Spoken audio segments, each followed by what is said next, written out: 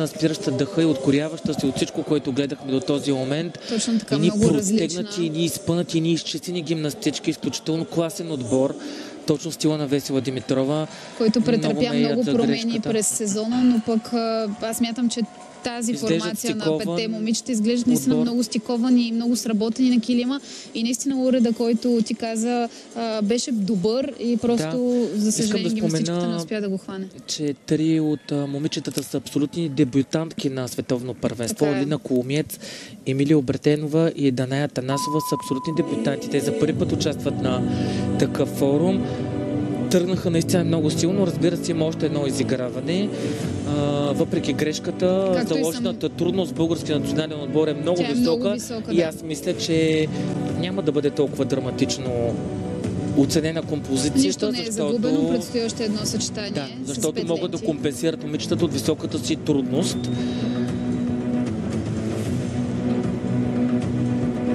Много странно беше излъчването и предаването. Изобщо десния ъгъл, гимнастиката, която се намира в десния ъгъл на терена, ние почти виждахме по време на цялото изпълнение. Странно режисьорско решение да дава този ъгъл на композицията. Ето виждаме сериозни грешки, но това е отбора на Южна Африка и това е нормално. Ето виждаме пирует с много ниска стойност, само от 2/10.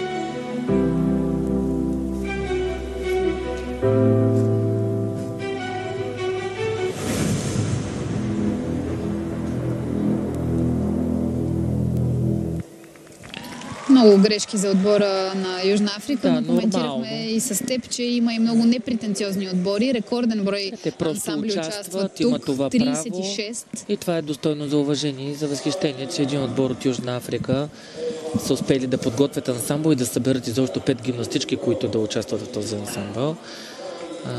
Поздравления за тези момичета, за смелостта да се явят и то да играят след българския национален отбор. Виждаме... Не е никак лесно. Да, разликата е... Чакаме да видим и оценката на нашите момичета. Ние изкоментирахме оценката на Франция. 11,100 за трудност. Артистично 7,550 и 5,6 за изпълнение. Оценката на България 25,400. Географията на този спорт се разширява с всяка следваща година.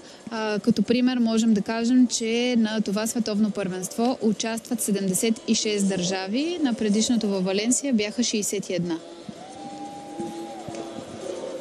Това мисля, че е и най-ниската оценка до този момент на надпреварата. 9,350 цялостен резултат и най-ниската за изпълнение можеш вече да си коригираш предишната.